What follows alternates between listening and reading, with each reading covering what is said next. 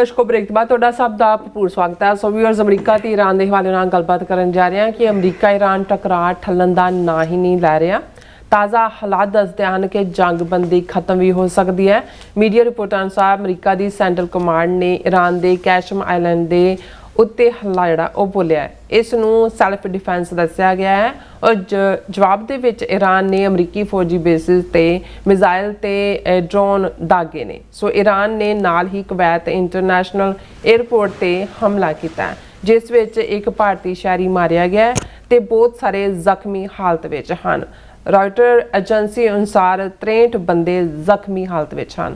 ਇਸ ਬਾਰੇ ਆਪਾਂ ਗੱਲਬਾਤ ਕਰਨ ਜਾ ਰਹੇ ਹਾਂ। ਸੋ ਅਸੀਂ ਚਾਹਾਂਗੇ ਕਿ ਤੁਸੀਂ ਇਸੇ ਤਰ੍ਹਾਂ ਬਣੇ ਰਹਿਣਾ, ਦੇਖਣ ਸੁਣਨ ਲਈ ਐਂਡ ਲਿਖਣ ਲਈ। ਤੁਹਾਡਾ ਸਭ ਦਾ ਬਹੁਤ ਬਹੁਤ ਧੰਨਵਾਦ ਜੀ। ਡਾਕਟਰ ਸਾਹਿਬ ਕੀ ਕਹਿਣਾ ਚਾਹੋਗੇ? देखो इस वेले इंटरनेशनली दो वड्डे कन्फ्लिक्ट, एक यूक्रेन दे नाल और दूसरा ईरान क्राइसिस जिस दे विच कल्ला अमरीका ईरान इनवॉल्व नहीं। इजराइल वालों जिहड़े ताबड़तोड़ हमले लेबनान दे विच कीते जा रहे हैं। अज भी इजराइली हमले च 9 बंदे जिहड़े ने मारे गए ने। लेबनान दे विच उन्हां दे हमले जारी ने। कल असीं डिस्कस कीता सी कि ईरान ने जिहड़ी नैगोशिएशन तो बाद 8 अप्रैल नूं पाकिस्तान ने विचोलगी की, सीज़ फायर सी और गलबात चल रही सी पक्के हल दे लई। वो ईरान ने इजराइल दा रवैया देखदे हैं कि भाई वो लेबनान दे विच लगातार अगे वध रहा है और बंबारी भी कर रहा है, इलाका भी हथियारिया उन्हें सस्पेंड कर दी सी गलबात। फिर असीं देखिया भी प्रेजिडेंट ट्रंप ने जिहड़ा है वो बड़ा गुस्से का इजहार करते हैं नेतनयाहू की खूब खुंब ठप्पी। और अज इनफैक्ट डायरैक्टली भी प्रेजिडेंट ट्रंप नूं जदों एक पत्रकार ने पूछा कि जी नेतनयाहू दे नाल तुहाडी, वो कहंदे भी हाँ मैं उन्होंने काफ़ी गुस्से च क्रेजी भी किया और दूसरा भी, हालांकि उन्होंने कहा जी मैं बीबी नेतनयाहू नाल बहुत क्लोज हाँ, इज़ ए नाइस मैन ये वो। पर उन्होंने ਜਿਹੜੀ ਕੱਲ ਮੀਡੀਆ ਰਾਹੀਂ ਲੀਕ ਸੀ ਉਹ ਵੀ ਵਾਈਟ ਹਾਊਸ ਲੀਕ ਸੀ, ਉਹਦੇ ਰਾਹੀਂ ਇਹ ਸਾਹਮਣੇ ਆਇਆ ਔਰ ਉਹਦੇ 'ਚ ਆਇਆ ਕਿ ਵੀ ਮੈਂ, ਉਹਨਾਂ ਨੇ ਕਿਹਾ ਸੀ ਪ੍ਰੈਜ਼ੀਡੈਂਟ ਟਰੰਪ ਨੇ ਨੈਤਨਯਾਹੂ ਨੂੰ ਕਿਹਾ ਕਿ ਵੀ ਔਰ ਬੈਰੂਤ ਤੋਂ ਫੌਜਾਂ ਵਾਪਸ ਮੁੜ ਪਈਆਂ। ਪਰ ਅਸੀਂ ਦੇਖਦੇ ਹਾਂ ਵੀ ਇਹ ਤਾਂ ਚੱਲ ਹੀ ਰਿਹਾ ਸੀ ਵੀ ਹੁਣ ਖੁਦ ਅਮਰੀਕਾ ਨੇ ਈਰਾਨ ਦੇ ਜਿਹੜੇ ਸਾਊਥ ਦੇ ਵਿੱਚ ਇੱਕ ਆਈਲੈਂਡ ਹੈ ਉਸ ਦੇ ਉੱਤੇ ਤਾਬੜਤੋੜ ਜਿਹੜੇ ਹੈ ਉਹ ਹਮਲਾ ਕੀਤਾ ਔਰ ਈਰਾਨ ਨੇ ਉਹਦੇ ਜਵਾਬ ਦੇ ਵਿੱਚ ਉਹਨਾਂ ਦਾ ਦਾਅਵਾ ਹੈ, ਕਿਉਂਕਿ इस वेले जड़ियाँ खबरां ने दोनों पक्ष आपो अपना जड़ा नज़रिया है उन्होंने ब्रॉडकास्ट करते हैं।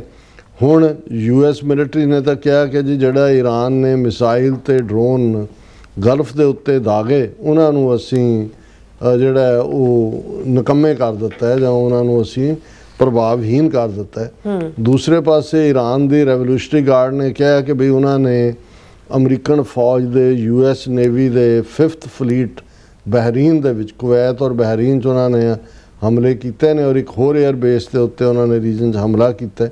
उन्होंने जिहड़ी है सेंटकॉम ने जिहड़ा सेंटकॉम सेंट्रल कमांड है अमरीकन फौज की, उन्होंने कहा भी ईरान ने बहुत सारे बैलिस्टिक मिसाइल रीजनल नेबर्स वाल दागे सी। However all failed to hit their intended targets, कि ऑल फेल्ड कि सारे जड़े ने नाकामयाब होए। और उन्होंने कहा कि 2 ईरानी मिसाइल जड़ियाँ कुवैत के उत्ते सी वो भी जड़ियाँ ने एन रूट उन्होंने सुट लिया गया और 3 मिसाइलां बहरीन दे सी उन्होंने भी US ने और बहरीन एयर डिफेंस सिस्टम ने इंटरसैप्ट किया। और लेकिन जिहड़ी दूसरे पासे की हकीकत है वो जे हुण असीं जड़ियाँ न्यूज़ एजेंसीज़ खबरां दे रही ने उन्हां दे मुताबिक हुण जिहड़ी रॉयटर न्यूज़ एजेंसी का ये कहना है कि at least 63 injured 1 killed in Iran attack on Kuwait. Health ministry उन्होंने कहा भी जड़ा ईरान ने ड्रोन हमला किया कुवैत एयरपोर्ट तो एक बंदा मरिया, 63 जड़े ने जख्मी ने और damaging infrastructure including the countries main airport, कि कुवैत का मेन एयरपोर्ट जड़ा उसनूं भी ਉਹਦੇ इंफ्रास्ट्रक्चर ਨੂੰ भी काफ़ी डैमेज होया। हुण ये रॉयटर की खबर है और क्योंकि रॉयटर ने दी खबर तो बाद इंडिया ने इस अटैक नूं कंडैम किया क्योंकि जड़ा मरिया बंदा वो इंडियन है और बहुत सारे जड़े जख्मी ने वो भी हिंदुस्तानी ने। और इस दे उत्ते उन्हां दी मेन न्यूज़ एजेंसी ANI ने हैडलाइन दी है, India condemns attack on Kuwait International Airport that killed an Indian national urges cessation of such attacks। India ਨੇ ਇਹ ਕਿਹਾ ਔਰ ਇੰਡੀਆ ਦੇ ਜਿਹੜਾ ਹੈ ਉਹਨਾਂ ਦਾ ਫੋਰਨ ਅਫੇਅਰਸ ਮਿਨਿਸਟਰੀ ਉਹਨਾਂ ਨੇ ਕਾਫੀ ਸਟਰੋਂਗਲੀ ਕੰਡੈਮ ਕੀਤਾ ਕੁਵੈਤ ਇੰਟਰਨੈਸ਼ਨਲ ਏਅਰਪੋਰਟ ਤੇ ਅਟੈਕ ਨੂੰ, ਕਿਉਂਕਿ ਉਹਦੇ 'ਚ ਇੱਕ ਭਾਰਤੀ ਮਾਰਿਆ ਗਿਆ and left several other Indians injured. ਇਹਦਾ ਮਤਲਬ ਇਹ ਹੈ ਕਿ ਵੀ ਬਹੁਤ ਜ਼ਿਆਦਾ ਜ਼ਖਮੀ ਹੋਏ ਹੋਣਗੇ। ਜਿਹੜੀ ਫਿਗਰ ਰॉयटर ਨੇ 63 ਦੀ ਦਿੱਤੀ ਹੈ ਉਹ ਇਹ ਉਹਨਾਂ ਦੇ ਵਿੱਚ ਜ਼ਿਆਦਾ ਇੰਡੀਅਨ ਹੀ ਹੋਣਗੇ।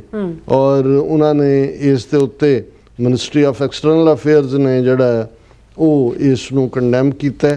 We condemn the attack on Kuwait International Airport today, in which an Indian national has died and several of our nationals are injured. Since the onset of the conflict in West Asia, we have strongly urged that civilian population and civilian infrastructure must not be targeted. We again call upon parties to cease such attacks. So, a poor response है। ਲੇਕਿਨ ਇਹ ਵੀ ਆਇਆ ਕਿ ਵੀ Kuwait ਨੇ ਜਿਹਦੇ airport ਤੇ ਹੋਇਆ ਉਹਨਾਂ ਨੇ 2 ਇਰਾਨੀਅਨ ਡਿਪਲੋਮੈਟਸ ਨੂੰ 24 ਘੰਟੇ ਦੇ ਵਿੱਚ ਕੁਵੈਤ ਛੱਡਣ ਦਾ ਹੁਕਮ ਦਿੱਤਾ ਔਰ ਉਹਨਾਂ ਦੇ ਐਂਬੈਸਡਰ ਨੂੰ ਸੱਦ ਕੇ ਜਿਹੜਾ ਉਹ ਪ੍ਰੋਟੈਸਟ ਕੀਤਾ। ਸੋ ਇਹ ਆਪਣੇ ਆਪ ਦੇ ਵਿੱਚ ਫਲੇਅਰ ਅਪ ਹੋ ਰਹੀ ਹੈ ਗੱਲ। ਔਰ ਈਰਾਨ ਨੇ ਜਿਨ੍ਹਾਂ ਨੇ ਨੈਗੋਸ਼ੀਏਸ਼ਨ ਪੌਜ਼ ਦਿੱਤਾ ਹੋਇਆ ਉਹਨਾਂ ਨੇ ਕਿਹਾ ਵੀ ਜੇ ਇਜ਼ਰਾਈਲ ਨੇ ਬੈਰੂਤ ਦੇ ਉੱਤੇ ਅਟੈਕ ਕੀਤਾ, ਲੇਟੈਸਟ ਸਟੇਟਮੈਂਟ ਹੈ ਜਦੋਂ ਅਸੀਂ ਇਹ ਪ੍ਰੋਗਰਾਮ ਕਰ ਰਹੇ ਉਹਨੇ ਕਿਹਾ ਈਰਾਨ ਨੇ ਕਿ ਜੇ ਇਜ਼ਰਾਈਲ ਨੇ ਬੈਰੂਤ ਦੇ ਉੱਤੇ ਲਬਨਾਨ ਦੀ ਰਾਜਧਾਨੀ ਅਟੈਕ ਕੀਤਾ ਤੇ ਫਿਰ ਫੁੱਲ ਸਕੇਲ ਵਾਰ ਜਿਹੜੀ ਹੈ ਉਹ ਦੁਬਾਰਾ ਸ਼ੁਰੂ ਹੋ ਜਾਏਗੀ। ਸੋ ਅਸੀਂ ਸਮਝਦੇ ਹਾਂ ਵੀ ਪਹਿਲਾਂ ਹੀ ਇਹ ਜਿਹੜਾ ਸੀਜ਼ਫਾਇਰ ਸੀ ਬੜਾ ਪਤਲੇ ਜਿਹੇ ਧਾਗੇ ਦੇ ਨਾਲ ਹੀ ਖੜਾ ਸੀ ਔਰ ਇਹ ਕਾਫੀ ਫਿਕਰ ਵਾਲੀ ਗੱਲ ਹੈ। ਦੂਸਰੇ ਪਾਸੇ ਇੰਡੀਆ ਦੇ ਹਵਾਲੇ ਨਾਲ ਜੇ ਕਹਿਣਾ ਹੋਏ ਕਿ ਭਾਈ ਇੱਕ ਪਾਸੇ ਇੰਡੀਆ ਦਾ ਟ੍ਰੇਡ ਮਿਨਿਸਟਰ ਕੱਲ੍ਹ ਕਹਿ ਰਿਹਾ ਸੀ ਕਿ ਜੀ 99% ਜਿਹੜੀ ਹੈ ਉਹ ਓਕੇ ਹੋ ਚੁੱਕੀ ਹੈ ਟ੍ਰੇਡ ਡੀਲ US ਔਰ ਇੰਡੀਆ ਦੀ, ਹੁਣ ਸਿਰਫ ਕੌਮੇ ਫੁੱਲ ਸਟਾਪ ਡੈਸ਼ ਇਹੀ ਥੋੜ੍ਹੇ ਬਹੁਤ ਬਦਲਣੇ ਬਾਕੀ ਨੇ। ਪਰ ਮੈਨੂੰ ਲੱਗਦਾ ਵੀ ਅੱਜ ਇੰਡੀਆ ਨੂੰ ਕਾਫੀ ਸ਼ੌਕ ਅਮਰੀਕਾ ਨੇ ਦਿੱਤਾ। 2 ਖਬਰਾਂ ਜਿਹੜੀਆਂ ਵਾਸ਼ਿੰਗਟਨ 'ਚੋਂ ਨਿਕਲ ਕੇ ਆਈਆਂ ਕਿ US ਵਾਲਿਆਂ ਨੇ 60 ਮੁਲਕਾਂ ਦੇ ਉੱਤੇ ਜਿੱਥੇ ਕਿ ਬੱਚਿਆਂ ਨੂੰ ਲੇਬਰ ਦੇ ਤੌਰ ਤੇ ਇਸਤੇਮਾਲ ਕੀਤਾ ਜਾਂਦਾ ਹੈ 12.5% ਵਾਧੂ ਟੈਰਿਫ ਲਾਉਣ ਦਾ ਜਿਹੜਾ ਉਹ ਫੈਸਲਾ ਲਿਆ। US trade body announces new 12.5% tariff on India. 12.5% tax ਹੋਰ ਕਿ ਜੀ ਤੁਸੀਂ 60 ਮੁਲਕ ਨੇ ਉਹਨਾਂ 'ਚ ਹੋਰ ਵੀ ਨੇ, ਪਾਕਿਸਤਾਨ ਉਹਦੇ 'ਚ ਨਹੀਂ ਹੈ 12.5% ਵਾਲੇ 'ਚ ਇੰਡੀਆ ਹੈਗਾ। ਇੱਕ ਤਾਂ ਉਹਨਾਂ ਨੇ ਜੇ 12.5% ਲੱਗਦਾ ਹੈ ਤੇ ਆਲਰੇਡੀ ਉੱਥੇ ਕੀ ਪਹੁੰਚ ਜਾਏਗਾ ਜਿੱਥੋਂ ਪਹਿਲਾਂ ਹੋਇਆ ਸੀ ਟ੍ਰੇਡ ਡੀਲ, ਫਿਰ ਹੁੰਦੀ ਰੁਕੇਗੀ। ਔਰ ਦੂਸਰਾ ਜਿਹੜਾ would like to end sanction waivers on Russian oil US Marco Rubio. ਹੁਣ ਹਾਲਾਂਕਿ ਤਾਜ਼ਾ ਮਾਰਕੋ ਰੂਬੀਓ ਇੰਡੀਆ ਤੋਂ ਹੋ ਕੇ ਗਿਆ, ਘਰ ਵਾਲੀ ਨੂੰ ਲੈ ਕੇ ਤਾਜ ਮਹਿਲ ਦੇ ਮੂਹਰੇ ਵੀ ਫੋਟੋਆਂ ਖਿਚਾਉਂਦਾ ਰਿਹਾ, ਪਰ ਇੰਡੀਆ ਨੂੰ ਕੋਈ ਰਾਹਤ ਨਹੀਂ ਮਿਲਦੀ ਲੱਗਦੀ। ਉਹਨਾਂ ਨੇ ਕਿਹਾ ਵੀ ਇਹ ਜਿਹੜੀ ਅਸੀਂ ਵੇਵਰ ਦਿੱਤਾ ਹੋਇਆ ਸੀ ਖਾਸ ਤੌਰ ਤੇ ਇੰਡੀਆ ਨੂੰ ਹੀ ਹੈ, ਮੇਨ ਬਾਇਰ ਰਸ਼ੀਅਨ ਆਇਲ ਦਾ ਉਹੀ, ਉਹ ਵੀ ਅਸੀਂ ਜਿਹੜਾ ਇਹ ਜਿਹੜਾ ਉਹ ਖਤਮ ਕਰ ਰਹੇ ਹਾਂ ਉਸ ਵੇਵਰ ਨੂੰ ਵੀ। ਸੋ ਹੁਣ ਇਹ ਕਿਹੜੇ ਪਾਸੇ ਦੀ ਟ੍ਰੇਡ ਡੀਲ ਹੋ ਰਹੀ ਹੈ। ਔਰ ਅੱਜ ਜਿਹੜਾ ਬਹੁਤ ਸਾਰੇ ਉਹਨਾਂ ਦੇ ਯੂਟਿਊਬਰ ਜਿਹੜੇ ਨੇ ਉਹ ਕਰ ਰਹੇ ਨੇ ਕਿ ਵੀ ਬਲੂਮਬਰਗ ਨੇ, ਮੈਂ ਖਬਰ ਡਿਟੇਲ ਖੁਦ ਨਹੀਂ ਦੇਖੀ, ਬਲੂਮਬਰਗ ਨੇ ਰਿਪੋਰਟ ਕੀਤਾ ਹੈ ਕਿ ਇੰਡੀਆ ਨੇ ਆਪਣਾ 18 ਟਨ ਸੋਨਾ ਜਿਹੜਾ ਰਿਜ਼ਰਵ ਬੈਂਕ 'ਚ ਪਿਆ ਹੋਇਆ ਸੀ ਉਹ ਵੇਚਿਆ ਔਰ ਪਤਾ ਨਹੀਂ $12 ਬਿਲੀਅਨ ਕਿ $13 ਬਿਲੀਅਨ ਦਾ ਵੇਚਿਆ। ਇੰਨੇ ਕੁ ਕਰਜ਼ਾਈ ਹੋ ਚੁੱਕੇ ਨੇ। ਉਵੇਂ ਹੀ ਹੁੰਦਾ ਜਿਹੜੇ ਘਰ 'ਚ ਇਕਨੋਮਿਕਲ ਕ੍ਰਾਈਸਿਸ ਹੋਏ ਤੇ ਅਖੀਰ ਉਹਨੂੰ ਸਭ ਤੋਂ ਮਾੜਾ ਮੰਨਿਆ ਜਾਂਦਾ ਜਦੋਂ ਔਰਤ ਦੇ ਜ਼ੇਵਰ ਵੇਚਣੇ ਪੈਣ ਜਾਂ ਗਹਿਣੇ ਰੱਖਣੇ ਪੈਣ। ਇਹਨਾਂ ਨੇ ਤਾਂ ਗਹਿਣੇ ਕਿ ਇਹਨਾਂ ਦਾ ਵੇਚਿਆ। ਚੰਦਰ ਸ਼ੇਖਰ ਦੇ ਵੇਲੇ ਜਾਂ ਨਰਸਿਮਹਾ ਰਾਓ ਦੇ ਵੇਲੇ ਤਾਂ ਕਿੰਨੇ 28 ਟਨ ਜਿਹੜਾ ਪਹਿਲਾਂ ਉਹ ਸਵਿਸ ਬੈਂਕ 'ਚ ਗਿਰਵੀ ਰੱਖਿਆ ਸੀ, ਫਿਰ ਬੈਂਕ ਆਫ ਇੰਗਲੈਂਡ 'ਚ ਰੱਖਿਆ ਸੀ, ਇੰਨਾ ਕਰਜ਼ਾਈ ਸੀ। ਹੁਣ ਜੇ 13 ਕਿ $12 ਬਿਲੀਅਨ ਦਾ 18 ਟਨ ਸੋਨਾ ਤੁਸੀਂ ਗ੍ਰਾਮਾਂ 'ਚ ਦੇਖਦੇ ਹੋ, ਫਿਰ ਕਿਲੋ ਦੇਖੋ, ਫਿਰ ਕੁਇੰਟਲ ਦੇਖੋ। ਔਰ ਇਹ ਉਹ ਹੁਣ ਨਾ ਕਰ ਰਹੇ ਨੇ, ਪਰ ਇਹ ਸਾਰੇ ਪਾਸੇ ਫੈਲ ਗਿਆ ਕਿ ਭਾਈ ਇਹ ਤਾਂ ਇਹਨਾਂ ਦਾ ਕੰਮ ਹੋਇਆ ਕਿ ਹੋਇਆ। ਸੋ ਅਸੀਂ ਸਮਝਦੇ ਹਾਂ ਕਿ ਵੀ ਇਹ ਜਿਹੜਾ ਜਦੋਂ ਅਸੀਂ ਘੱਲੂਘਾਰਾ ਹਫ਼ਤੇ ਨੂੰ ਵੀ ਯਾਦ ਕਰ ਰਹੇ ਹਾਂ ਔਰ ਅੱਜ ਹੀ ਮੈਂ ਕਿਸੇ ਦੀ ਰਿਪੋਰਟਿੰਗ ਦੇਖ ਰਿਹਾ ਸੀ ਕਿ ਵੀ ਰਾਜੀਵ ਗਾਂਧੀ ਜ਼ਰੂਰ ਘੱਲੂਘਾਰਾ 84 ਔਰ ਨਵੰਬਰ 84 ਦੀ ਸਿੱਖ ਨਸਲਕੁਸ਼ੀ ਦੇ ਬਹਾਨੇ ਨਾਲ 3/4 ਸੀਟਾਂ ਲੈ ਕੇ ਪ੍ਰਾਈਮ ਮਿਨਿਸਟਰ ਬਣਿਆ, 5 ਸਾਲ ਹੀ ਰਿਹਾ। ਉਹਦਾ ਵੀ ਅੰਤ ਉਹੀ ਹੋਇਆ ਵਾਇਲੈਂਸ ਦੇ ਨਾਲ, ਜਿਵੇਂ ਉਹਦੀ ਮਾਂ ਦਾ ਹੋਇਆ।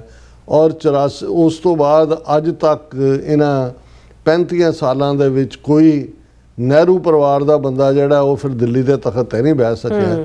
ਸੋ ਅਸੀਂ ਸਮਝਦੇ ਹਾਂ ਕਿ ਬਈ ਇਹ ਘੱਲੂਘਾਰੇ ਦੀ 42ਵੀਂ ਵਰ੍ਹੇਗੰਢ ਮੌਕੇ 'ਚ ਇਹ ਆਇਆ ਕਿ ਭਾਈ ਉਹ ਕਹਿੰਦੇ ਸੀ ਜੀ ਉਹਨਾਂ ਦਾ ਕੀ ਹੈ, ਕਹਿੰਦਾ ਉਹਨਾਂ ਦੇ ਤਾਂ ਤੱਪੜ ਰੁਲ ਗਏ।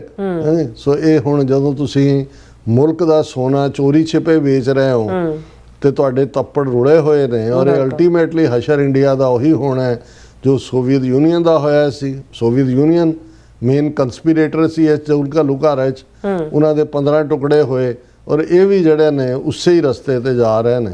ਔਰ ਹੁਣ ਇਹ ਫਿਰ ਮਹਾਸ਼ਕਤੀ ਵਿਸ਼ਵ ਗੁਰੂ ਆਪਣੇ ਆਪ ਨੂੰ ਜੋ ਮਰਜ਼ੀ ਕਹੀ ਜਾਣ, ਪਰ ਹਾਲ ਇਹ ਹੈ ਕਿ ਤੱਪੜ ਰੁਲੇ ਹੋਏ ਨੇ। ਜੀ ਡਾਕਟਰ ਸਾਹਿਬ ਤੁਹਾਡਾ ਬਹੁਤ ਬਹੁਤ ਸ਼ੁਕਰੀਆ। ਸੋ ਥਲੇ ਬ੍ਰੇਕ ਵਿਊਅਰਸ ਦੋਸਤਾਂ ਇਸੇ ਤਰ੍ਹਾਂ ਬਣੇ ਰਹਿਣਾ, ਮਿਲਦੇ ਹਾਂ ਆਫਟਰ ਦਿਸ ਸ਼ਾਰਟ ਬ੍ਰੇਕ।